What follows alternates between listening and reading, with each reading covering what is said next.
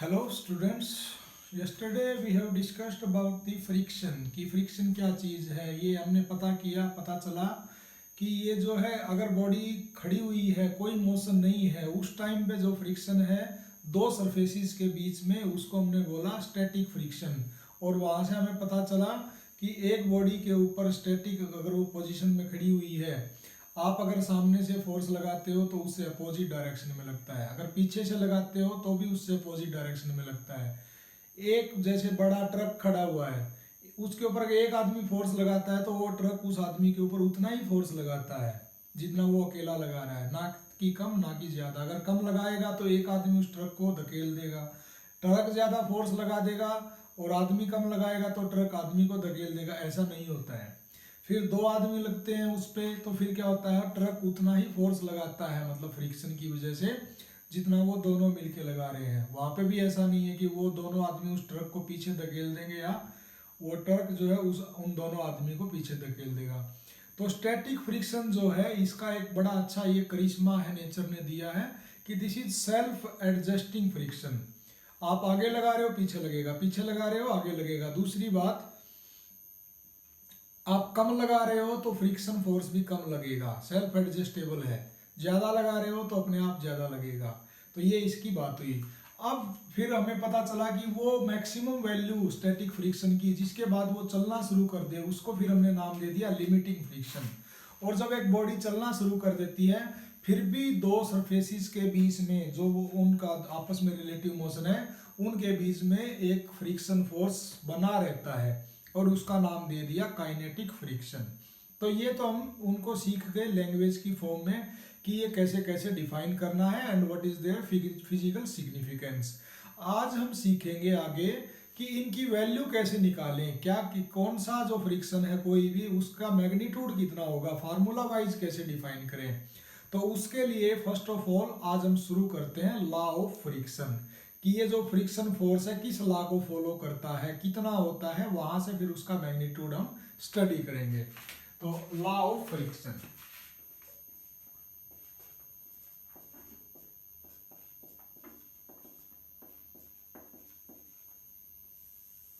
For example there is a surface on which there is a body, और इस body का मास जो है मान लिया m है।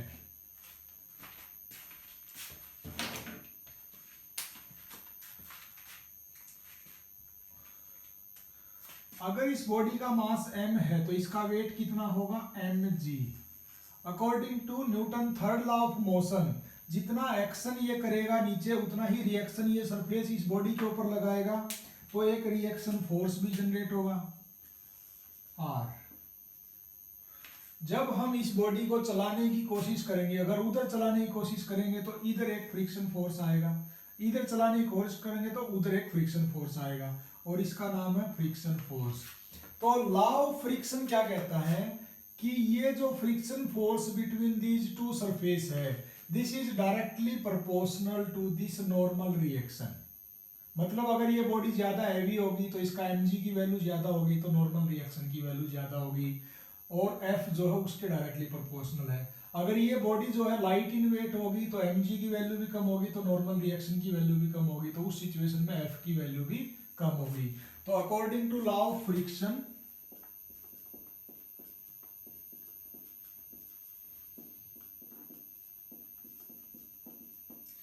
frictional force is directly proportional to the normal reaction R। ये है लॉ ऑफ फ्रिक्शन। अब इसी में ये बताया गया कि ये जो नॉर्मल जो फ्रिक्शनल फोर्स है ये एरिया पे डिपेंड नहीं करता है। ऐसा नहीं है कि ये एरिया पे डिपेंड करेगा कि एरिया ऑफ कांटेक्ट कितना है, ना, सिर्फ और सिर्फ किस पे डिपेंड करेगा, रिएक्शन फोर्स पे। और रिएक्शन फोर्स किसका अपोजिट है, mg का। हाँ, ये एक चीज पे डिपेंड करेगा, ये डिपेंड करेगा कि ये जो दोनों मटेरियल हैं इनकी प्रॉपर्टी क्या है। मतलब जैसे ये सरफेस जो है मान लिया ये फिक्स्ड है, वुड है, इसके ऊपर एक बार आप लेदर की बॉडी लेके आते हो, एक बार आप आयरन की बॉडी, एक बार स्टील की, अलग अलग बॉडी लेके आते हो, तो वो उनके मटेरियल पे जरूर डिपेंड करेगा ये फ्रिक्शनल फोर्स। तो उसको हम लिख सकते हैं nature of the material.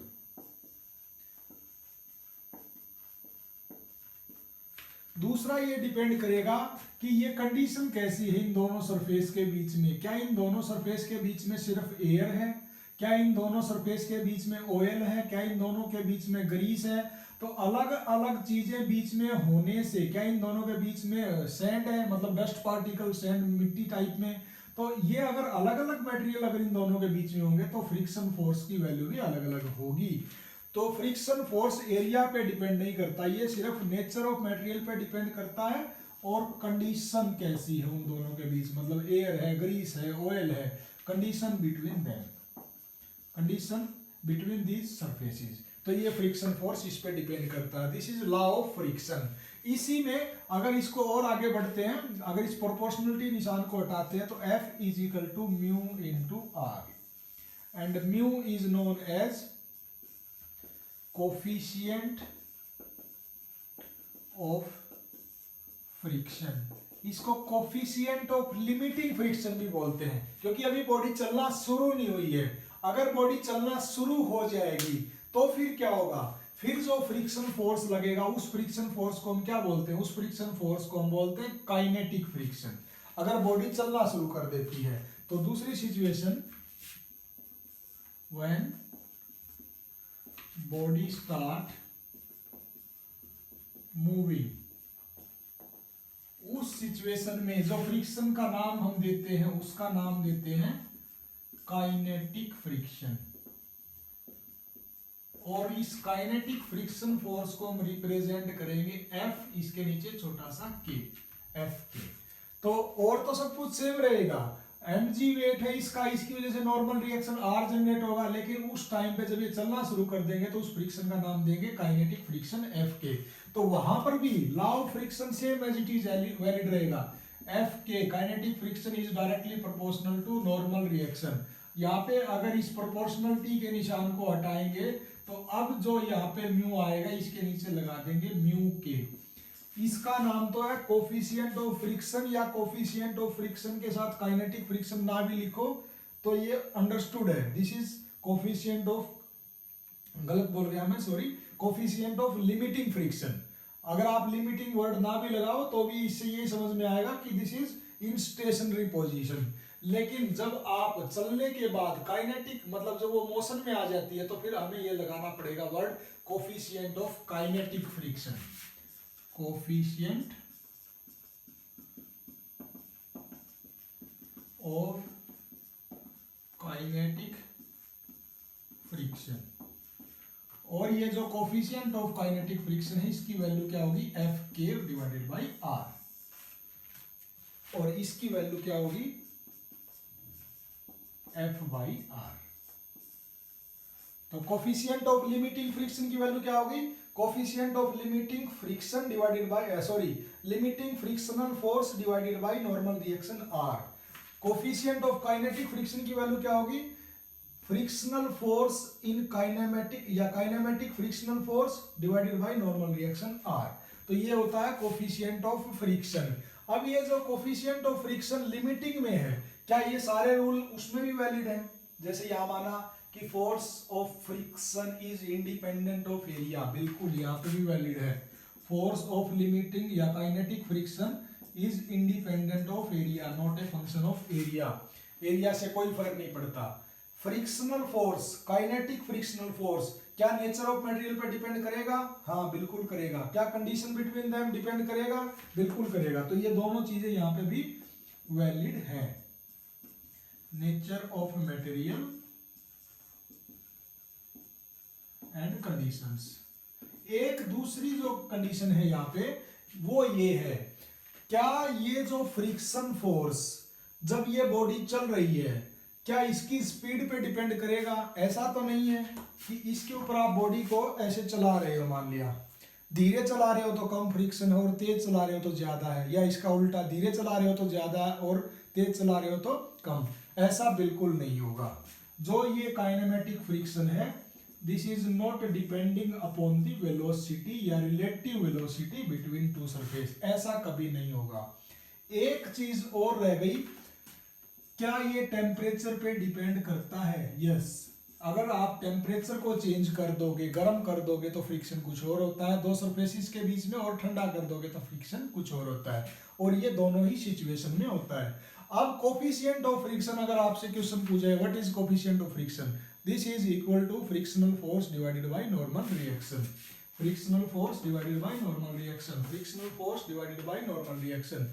On what factors coefficient of friction depend, अगर ये क्वेश्चन आ जाए, और किस किस पे डिपेंड ना करता है, ये क्वेश्चन आ जाए, एरिया पे डिपेंड नहीं करता है, अगर काइनेमेटिक है वो चल रहा है तो स्पीड पे डिपेंड नहीं करता है।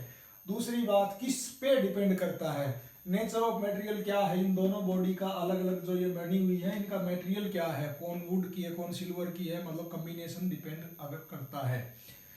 दूसरी बात, कंडीशन इनके बीच में कैसी है, एयर है, मतलब इनके बीच में क्या चीज मटेरियल भरा हुआ है, सिर्फ एयर भरी हुई है या ऑयल है, लिक्विड है, क्या है।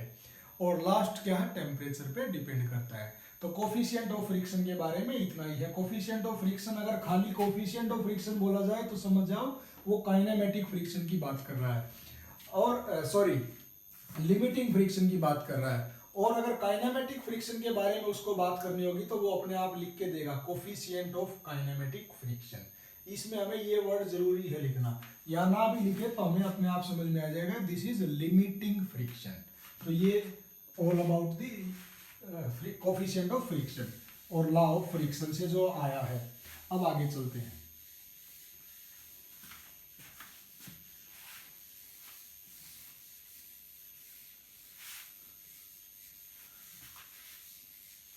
ये बात हुई कोफिशिएंट ऑफ फ्रिक्शन की। एक वर्ड बार बार यूज होगा, angle of friction. Angle of friction ये क्या है और इसको कैसे निकालेंगे। एंगल ऑफ फ्रिक्शन क्या होता है कि मान लिया ये एक बॉडी है, ये एक सरफेस है, इसके ऊपर ये बॉडी रखी हुई है, और इसका मास जो है मान लिया m है, तो इसका वेट जो होगा वो mg होगा ऐसे, और जितना ये नीचे एक्शन करेगी उसका अपोजिट उतना ही रिएक्शन होगा, जिसको नॉर्मल रिएक्शन फोर्स बोलेंगे। और ये नॉर्मल रिएक्शन फोर्स याद रखना, ये मैं इसको आप ऐसे कभी मत लेना कि mg के अपोजिट लेना है। नॉर्मल रिएक्शन फोर्स को हमेशा इस सरफेस के परपेंडिकुलर लेना है, क्योंकि इसका नाम ही है नॉर्मल रिएक्शन फोर्स। इसको इस mg से मतलब नहीं है, इसको इस सरफेस से मतलब है। इस सरफेस के परपेंडिकुलर जो फोर्स लगेगा उसको बोलते हैं नॉर्मल रिएक्शन फोर्स। ऐसे कंफ्यूज मत हो जाना कि हमने तो जी बस इस mg के अपोजिट लेना है, नहीं, बिल्कुल नहीं, इसके परपेंडिकुलर लेना है। This is normal reaction force. अगर हम इसको उधर ले जाना चाहते हैं तो फ्रिक्शन फोर्स किधर लगेगा, इस साइड में, दिस इज फ्रिक्शनल फोर्स। तो जो एंगल ऑफ फ्रिक्शन है वो एंगल ऑफ फ्रिक्शन इन दोनों का रिजल्टेंट जो इस नॉर्मल रिएक्शन के साथ बनाता है, जो एंगल इन दोनों का रिजल्टेंट इस नॉर्मल रिएक्शन फोर्स के साथ बनाता है उसको बोलते हैं एंगल ऑफ फ्रिक्शन, और उसको डिनोट करते हैं थीटा से। तो एंगल ऑफ फ्रिक्शन की क्या डेफिनेशन बन गई, this is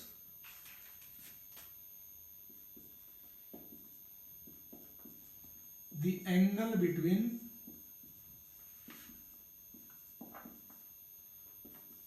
resultant of F and R, इन दोनों का resultant, this is angle between resultant of F and R and normal reaction force R।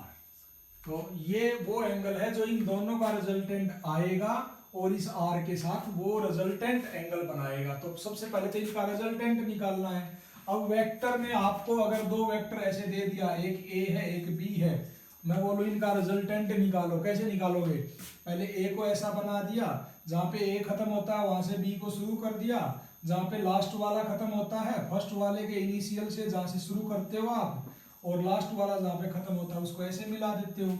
अब ये दो है, इनका रिजल्टेंट निकालना है। तो एक मान लिया ये फर्स्ट है, ये सेकंड है। अब ये फर्स्ट वाला जो है इधर गया, सेकंड वाला क्या करना है, जहां पे ये फर्स्ट वाला आर जहां पे खत्म होता है, जहां पे ये इसका हेड है, वहां पे इसके टेल को रखना है। तो इसका टेल तो ये है, और ये मैंने जितना इसका मैग्नीट्यूड है उतना ही मैग्नीट्यूड बना दिया, जो इसकी डायरेक्शन थी वो इसकी डायरेक्शन बना दी। तो इन दोनों का रिजल्टेंट क्या आ जाएगा, इन दोनों का रिजल्टेंट ये आ जाएगा। This is resultant of F and R. आज के बाद ये याद रखना, हम बार बार नहीं बनाएंगे। अगर कहीं पे ये ऐसे x है, ये y है, बोले इसका रिजल्टेंट बनाओ, तो दिस इज रिजल्टेंट, क्योंकि यहाँ पे भी तो ऐसा ही था ना, बस उल्टी डायरेक्शन में था। ये ऐसे था, ये x ये y, इनका रिजल्टेंट ये आ गया। तो मैं बार बार इस x को ऐसे बना के नहीं दिखाऊंगा वेक्टर फॉर्म में कि इस x को यहाँ बना लो, इसका हेड है, इसका टेल। आप समझ जाना, अगर ये इस तरीके से कहीं x और y है, अगर ऐसे है तो रिजल्टेंट ऐसा, अगर ऐसे है तो रिजल्टेंट ऐसा। तो इसको बार बार मेरे को बनाने के लिए मत बोलना।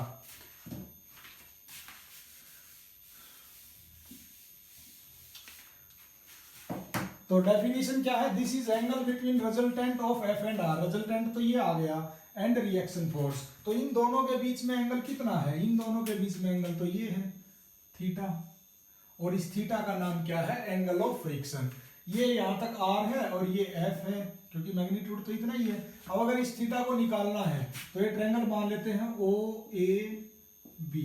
इस ट्रायंगल में ये आर है पूरा, ये एफ है, और ये रिजल्टेंट है, और ये थीटा है। तो ये बेस है, ये हाइपोटेन्यूस है, और ये परपेंडिकुलर है। इस ट्रायंगल में अगर tan थीटा आपको चाहिए तो tan थीटा क्या हो जाएगा, ए बी या B A divided by O A, perpendicular upon base. B A की वैल्यू क्या है, एफ है, ओ ए की वैल्यू क्या है, आर है। तो tan थीटा की वैल्यू क्या आ गई, एफ बाई आर। लेकिन अभी अभी अभी अभी लास्ट टॉपिक में हमने क्या सीखा है, F is directly proportional to R, F is equal to mu R, मतलब mu is equal to F by R. अभी अभी सीख के आए हम लोग। तो म्यू F बाई आर की वैल्यू क्या है, म्यू है। हमें पता है कि F बाई आर की वैल्यू जो है म्यू है। तो मान लिया this is equation number 1, this is number 2। तो इक्वेशन 1 और 2 से क्या पता चलता है, ये भी F बाई आर की वैल्यू है, ये भी F बाई आर की वैल्यू है। तो mu is equal to tan theta. तो from 1 and 2 mu is equal to tan theta. तो आज के बाद हम एक बात और क्या सीख गए, कोफिशिएंट ऑफ फ्रिक्शन। म्यू का नाम तो कोफिशिएंट ऑफ फ्रिक्शन है, और थीटा का नाम क्या है, एंगल ऑफ फ्रिक्शन है। तो coefficient of friction is equal to the tangent of angle of friction. आज के बाद ये बात आपको याद रखनी है, mu is equal to tan theta. अगर कहीं पर डायरेक्टली आपको ऐसा दे दे कि कहीं पे या दो सरफेसिस के बीच में एंगल ऑफ फ्रिक्शन की वैल्यू 45 डिग्री है, और आपसे पूछ रहा है how much will be coefficient of friction, तो tan 45 की वैल्यू क्या होती है, 1 होती है। डायरेक्टली आप वहां पे क्या बता सकते हो कि कोफिशिएंट ऑफ फ्रिक्शन वहां पे 1 है। इस तरीके से वो क्वेश्चन आपको दे सकता है। एक चीज दे देगा, दूसरी पूछ लेगा। ऐसे पूछ लेगा कि coefficient of friction between two body is 1/2, how much will be the angle of friction, आप निकाल सकते हो इस तरीके से। और ये दोनों ही किसके बराबर है, एफ बाई आर के। ठीक है, अब हम आगे चलते हैं।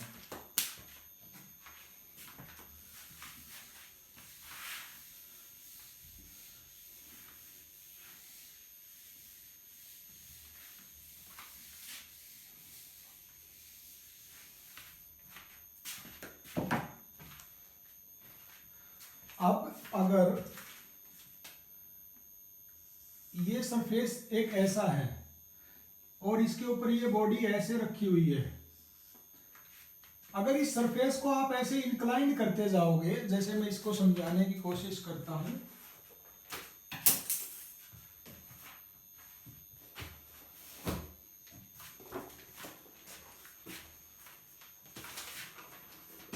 ये एक हॉरिजॉन्टल सरफेस है, इसके ऊपर ये बॉडी रखी हुई है।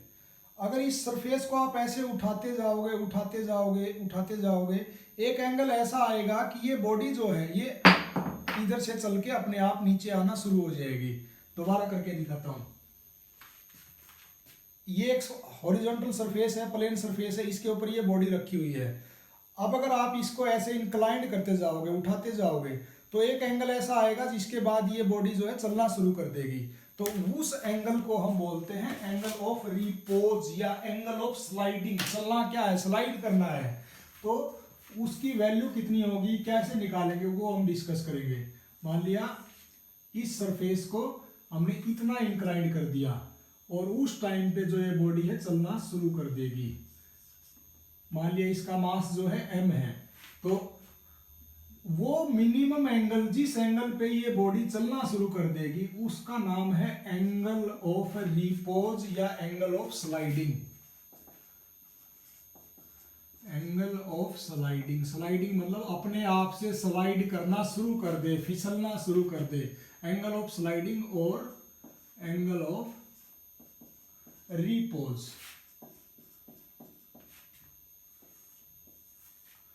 तो ये क्या है, this is that minimum angle, वो कम से कम एंगल कि जितना अगर उस कम से कम एंगल पे अगर इसको टेढ़ा कर देंगे तो ये बॉडी जो है अपने आप चलना शुरू कर देगी। उसके बाद तो जितना ज्यादा टेढ़ा करोगे और ज्यादा जल्दी चलेगी। तो ये वो कम से कम एंगल है कि जिसके बाद ये बॉडी अपने आप चलना शुरू कर देगी। तो कैसे लिखेंगे, this is minimum angle of inclination, minimum angle of inclination of a plane with respect to, आज के बाद इस with respect to को मैं ऐसे लिखूंगा WRT, समझ जाना, बार बार मैं इतना बड़ा नहीं लिखूंगा। with respect to horizontal surface, this is minimum angle of inclination of a plane with respect to horizontal surface after which body start sliding, जिसके बाद ये बॉडी जो है स्लाइडिंग या मोशन इसका ऊपर से फिसलना इसका शुरू हो जाए। अब इसकी वैल्यू निकालनी है। मान लेते हैं इसका मास जो है वो m है, तो इसका वेट यहाँ पे कितना हो जाएगा, mg हो जाएगा। ये जो नीचे की तरफ चलेगी तो फ्रिक्शन फोर्स तो हमेशा इसके अपोजिट डायरेक्शन में लगेगा। तो फ्रिक्शन फोर्स को हम क्या कह सकते हैं, फ्रिक्शन फोर्स ऐसा होगा, क्योंकि ये नीचे की तरफ चलेगी और फ्रिक्शन हमेशा अपोज करता है, उसका काम है सिर्फ अपोज करना, उसको कोई मतलब नहीं नीचे जा रही है ऊपर जा रही है। तो फ्रिक्शन फोर्स की डायरेक्शन क्या हो जाएगी, एफ हो जाएगी। ठीक है, दूसरी बात मैंने क्या बोला था अभी लास्ट केस में कि नॉर्मल रिएक्शन जो है हमेशा इस प्लेन के परपेंडिकुलर लगती है, क्योंकि उसका नाम ही क्या है, नॉर्मल। तो नॉर्मल रिएक्शन क्या हो जाएगी, ये हो जाएगी नॉर्मल रिएक्शन फोर्स, जिसको आप बोलते हो आर। तो हमें इसका वेट मालूम है, इसका फ्रिक्शन फोर्स मालूम, पता चल गया। अगर ये नीचे चलेगी, क्योंकि नीचे ही आएगी, अगर ये इसको हम ऐसे करेंगे तो चलाने की कोशिश करेंगे तो फ्रिक्शन फोर्स अपोजिट डायरेक्शन में लगेगा और ये नॉर्मल रिएक्शन है। हमें निकालना क्या, हमें तो ये अल्फा एंगल निकालना है, एंगल ऑफ रिपोज या एंगल ऑफ स्लाइडिंग। अब मैं इसको निकालना अगर चाहता हूं तो मुझे कोई एंगल का कुछ कानून पता होना चाहिए कि इन सब के बीच एंगल कितना है, तो उसको निकालने की कोशिश करते हैं। मैं इसी को दोबारा बनाता हूं ताकि ये आपका साफ रहे, आपको समझने में आसानी रहे।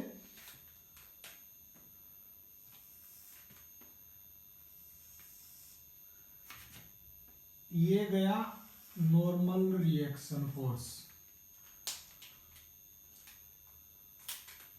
ये गया फ्रिक्शन फोर्स, और ये वर्टिकली डाउनवर्ड ये हमारा है mg,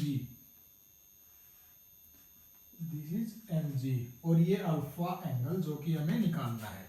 ठीक है, अब मैं इसको आगे बढ़ता हूं। मान लेते हैं अब ये O पॉइंट है और जहां पे ये सारे फोर्सेस लगे हुए हैं, मान लिया ये A पॉइंट है। A से एक परपेंडिकुलर ड्रा कर दो, ये जैसे mg की डायरेक्शन में ऐसे ही आएगा, तो मान लिया ये B पॉइंट है। अब ये ट्रायंगल बन गई, ट्रायंगल OAB।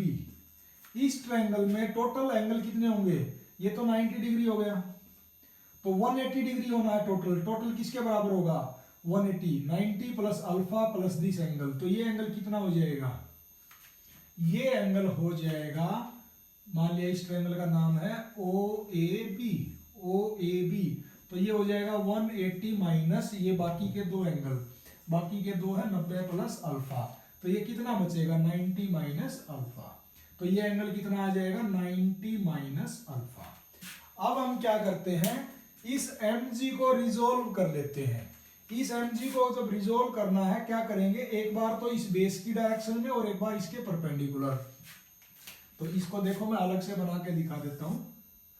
ये mg है और ये एंगल है मान लिया थीटा, इस 90 माइनस अल्फा का मैंने नाम दे दिया थीटा।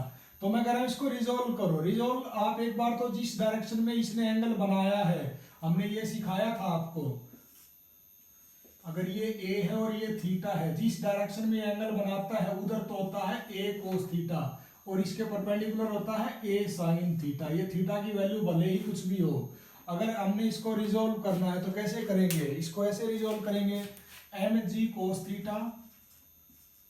तो इस डायरेक्शन में जिस डायरेक्शन में ये एंगल बना रहा है और इसके परपेंडिकुलर तो ऐसा होगा, इसके परपेंडिकुलर डायरेक्शन में क्या करोगे mg sin थीटा। अब यहाँ पे देखो, इसके जिस डायरेक्शन के साथ ये एंगल बना रहा है वहां पे अगर हमें ये बनाना पड़े तो ये क्या आ जाएगा, ये ऐसे आ जाएगा और ये क्या आएगा mg cos 90 माइनस अल्फा। और cos 90 माइनस अल्फा की cos 90 माइनस अल्फा को लिख सकते हैं cos sin अल्फा। मतलब मैथ ये कहता है कि cos 90 minus theta is equal to sine theta. तो इसको क्या लिख सकते हैं mg sin अल्फा। तो ये इस डायरेक्शन में जो फोर्स आया इसकी वैल्यू आ गई mg sin अल्फा। इन दोनों के परपेंडिकुलर जो फोर्स आएगा उसकी वैल्यू, परपेंडिकुलर का मतलब ये ऐसे r से बिल्कुल अपोजिट, क्योंकि r भी क्या है नॉर्मल रिएक्शन है, नॉर्मल टू दिस सरफेस है, परपेंडिकुलर टू दिस सरफेस है।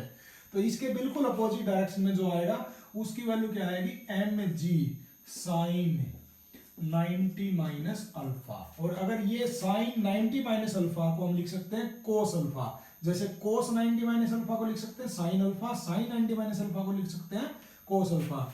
90 माइनस थीटा करने से मैं बता देता हूं, साइन जो है cos में कन्वर्ट हो जाता है cos साइन में, ऐसे ही tan कोट में, कोट tan में, ऐसे ही सिकेंड कोसिकेंड में और कोसिकेंड सिकेंड में, याद रखना अगर कहीं पे ऐसा है। तो mg sin अल्फा को क्या लिख सकते हैं mg cos अल्फा।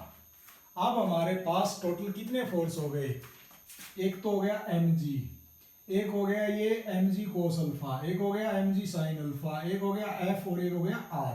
अब ये जब इक्विलिब्रियम में है उस कंडीशन में, इन इक्विलिब्रियम कंडीशन, ये r इसके परपेंडिकुलर है सरफेस के उधर है और दूसरा इसके परपेंडिकुलर mg cos अल्फा है, नीचे की डायरेक्शन में है। तो इक्विलिब्रियम कंडीशन में क्या होगा, r जो है mg cos अल्फा के बराबर होगा। दूसरी बात f उधर है और एक ये mg sin अल्फा है। तो इस a पॉइंट पे अगर इक्विलिब्रियम में है तो जितना ये इसको उधर खींचता है इतना ये mg sin अल्फा इसको इधर खींचेगा, जितना r इसको ऊपर खींचता है उतना ही mg cos अल्फा इसको नीचे खींचेगा। तो इक्विलिब्रियम कंडीशन में r के बराबर तो लिख सकते हैं mg cos alpha, r is equal to mg cos alpha, और f इज इक्वल टू क्या लिख सकते हैं mg sin alpha, f is equal to mg sin alpha. मान लिया this is equation 1, this is equation 2।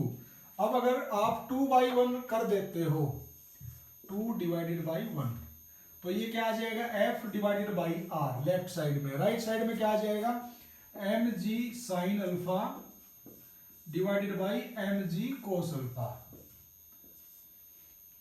mg से mg cancel हो जाएगा, f बाई r is equal to tan alpha.